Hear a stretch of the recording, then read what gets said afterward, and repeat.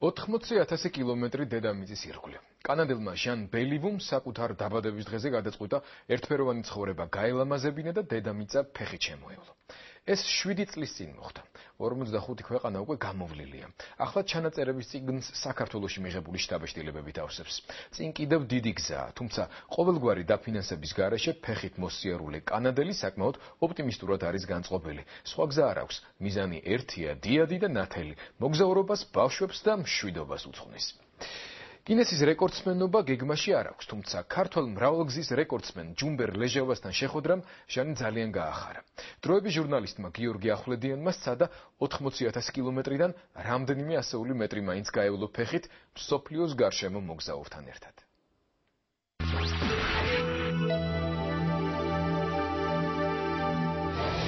კანადა. Amateur. Hello. Ფეხით მოდიან თალო კანადიდან. აი, თქვენ ასე ყოფილ.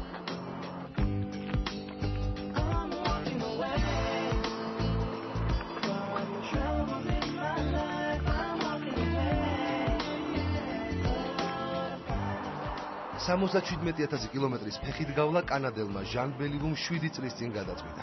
დედამიწის გარშემო მოგზაურობა ყოველგვარი სპონსორის გარეშე მონრეალიდან დაიწყო. მიზანი ცხოვრების გამრავალფეროვნება გახდა. დავიღალე ყოველდღიური ერთფეროვნებით და გადავწყვიტე რამე ექსტრაორდინალური გამეკეთებინა. ბევრი მეუბნებოდა გიჟი ხარო, მაგრამ მაინც ჩემი გავიტანე. მეუღლეს თავიდან ძალიან გაუჭირდა, თუმცა ბოლოს დამტახდა და მირჩია მოგზაურობა ბავშვების და მშვიდობისთვის მიმეწვნა. 43,000 კილომეტრი უკვე გავიარე, რაც შეეხება გინესის რეკორდების წიგნს, შევალ თუ არა იქ სიმართლე გითხრათ, ნაკლებად მაღელვებს. თავარია ნამდვილი თავისუფლება შევიგრძენი. 2000 წელს მონრეალში დაწყებული მოგზაურობა ისევ მონრეალში 2012 წელს უნდა დასრულდეს. ჟანმა უკვე გაიარა შეერთებული შტატები, მექსიკა, ცენტრალური ამერიკა, პერუ, ჩილე, არგენტინა, ბრაზილია, გადაკვეთა აფრიკის კონტინენტი, შემოუარა მთელ ევროპას და თურქეთიდან საქართველოში შემოვიდა. Kamado. Salami. Salami. Როგორ ახარ, როგორ? Jean, my name is Jean. Живёшь Jean, and your name? No. Ჟანი ქვია. Kuyo. Ვერა ქვია. Valiko. Valiko. მთელი ეს გზა ფორესტ გამპად მონათლულმა მოგზაურმა მხოლოდ ღვთისა და გზაზე შემხვედრი ადამიანების იმედად ფეხით გამგო. 3,000 euros. სახლიდან რომ წამოვედი, სულ რაღაც 3,000 евро მქონდა, რომელიც 2 თვეც არ მეყვა. მას შემდეგ მხოლოდ კეთილი ადამიანების იმედად ვარ. ზოგი საჭვლით მიმასპინძლდება, ზოგი ღამის გასათევს მთავაზობს. მაგალითად, ბრაზილიაში სრულიად უცხო ადამიანებმა სამხრეთ აფრიკამდე თვითმფრინავის ბილეთი მიიღეს. ქართველების საოცარი ხალხი ხართ, აქ ჯერ არაფერი გამჭირვებია. ქართულ სტუმართმოყვარეობას ჟანმა გემო მალევე გაუგო. ენობრივი ბარიერის მიუხედავად ჩვენებურებთან ურთიერთობა მას არ გაჭირვებია. ქართულ სადღეგრძელოებთან ერთად ბოლოს ამ დღეში ჟანმა მწვადის შეწვაც ისწავლა. ჩვენი ქართული ვაჩვენო და ჩვენი დილიხორის ნაკვერცხალზე თავისი მწვადის შეწვა და მონახეთ. ისი ამონოს. საქართველოში მე მგონი არ მეგულება ისეთი ადამიანი, რომ აი უცხოელ ჩამოსულ ტურისტ მოგზაურს ღვინისა და ჭაჭის ერთმანეთში შეზავების შემდეგ ჟანი მიხვდა, რომ დროა ღამის გასათევი ეძებოს, თუმცა დიდხანს ფიქრი არ დასჭირვებია.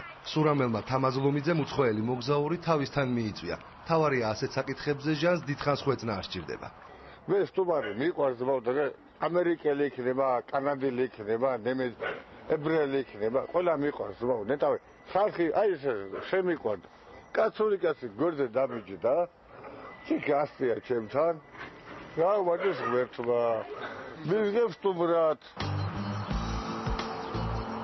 თუ არშია და კარგადაც გამოძინებულია, ჟანი საათში 5, ხოლო დღეში 40 კილომეტრს გადის.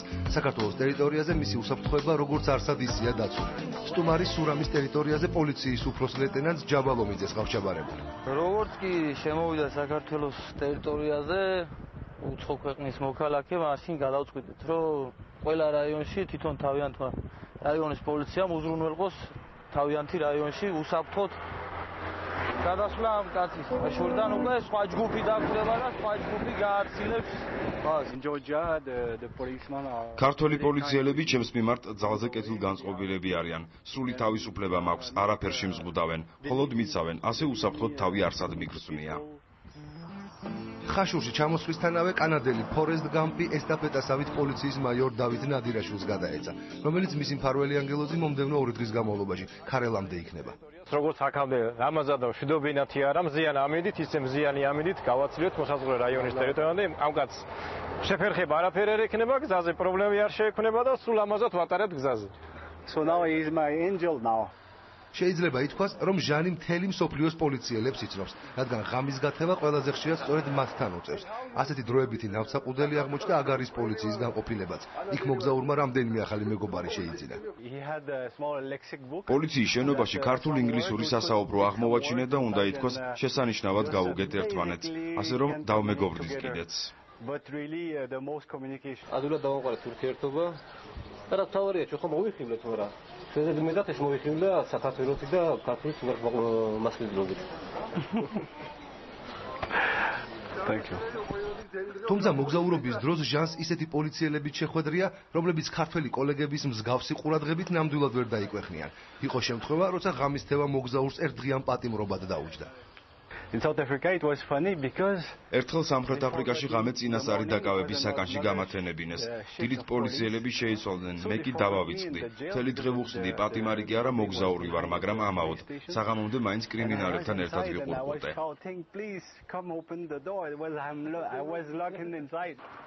ბავშვებისა და მშვიდობის ეგიდით დედამიწის გარშემო მოგზაური ყველა ქვეყანაში ბავშვებთან შეხვედრას და მათთან გასაუბრებას ცდილობს. საქართველოში ამის საშუალება მას ხაშურის მესამე საჯარო სკოლაში მიეცა. And I will finish in 5 years. 7 წლის წინ დავიწყე ჩემი მოგზაურობა და 5 წელიწადში უნდა დავბრუნდე უკან. შენ მაშინ 16 წლის იქნები. ჩემი მიზანია მთელ სოფლიოს უთხრა, რომ ბავშვები მხოლოდ მომავალი კი არა, უპირველესად ჩვენი აწყვვა და მათ გაფრთხილება და მოფერება სწორედ დღეს სჭირდებათ. ერთადერთი რაც მოგზაურმა საქართველოს შესახებ ადრეც იცოდა, პროლეტარიატის დიდი ბელადის სახელი იყო. შესაბამისად, გორში სტალინის სახლ-მუზეუმში შესვლა კანადაშივე დაგეგმა. სტალინის შესახებ კანადაში ყველა მიცის, ის არა მხოლოდ საქართველოს, რუსეთის ან საბჭოთა კავშირის, ის მთელი მსოფლიოს ისტორიის ნაწილია. ძალზე მეამაყება, რომ მის სამშობლოში მოხვდი. ჩემს წიგნში ამას დიდი ადგილი დაეთმობა. წიგნს, რომელიც მომავალში ალბათ ბესტსელერი გახდება, ჟანის მეუღლე მოგზაურის მიერ ინტერნეტით გადაგზავნილი მასალებით ამზადებს. საქართველოში მოგზაურს ამ მხრივ სერიოზული პრობლემები შეექმნა. 45 ქვეყანა გამოვლილს ინტერნეტის მსგავსი დეფიციტი არსად შექმნია. ვითარება ამ მხრივ მხოლოდ მცხეთაში გამოსწორდა, სადაც მოგზაურმა რეგიონში არსებულ ინტერნეტის ერთადერთ ქსელს გამგეობის შენობაში მიაგნო. Without internet, I think ინტერნეტი ჩემთვის უმნიშვნელოვანესია. ყველა ქალაქიდან თუ სოფლიდან წერილებსა და ფოტოებს მეუღლეს ვუგზავნი. უკიდურესად ღარიბ სამხრეთ აფრიკულ პროვინციებშიც კი ინტერნეტი ყოველ ფეხის ნაბიჯზე აქვთ. საქართველოში ამ მხრივ საქმე ცოტა რთულად გაქვთ.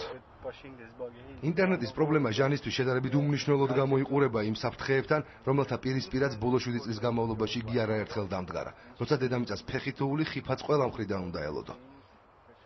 at Mexico ბევრჯერ გადავრჩი სიკვდილს.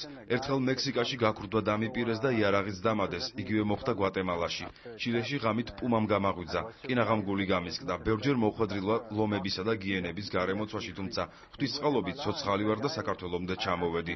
იმედია სახლამდეც ჩავახწევ. ბევრის მნახველ ჟანს ნამდვილად ვერ წარმოედგინა, რომ კიდევ რამეს მისი გაკვირვება შეეძლო, თუმცა თავის ქართველ კოლეგასთან, მოგზაურ ჯუმბერ ლეჟავასთან შეხვედრამ ყოველგვარ მოლოდინს გადააჭარბა. მით უმეტეს, რომ ამ ადამიანის სახელი და გვარი საქართველოში ყოველ ფეხის ნაბიჯზე ესმოდა. Hello, Mr. Oh, Mr. G.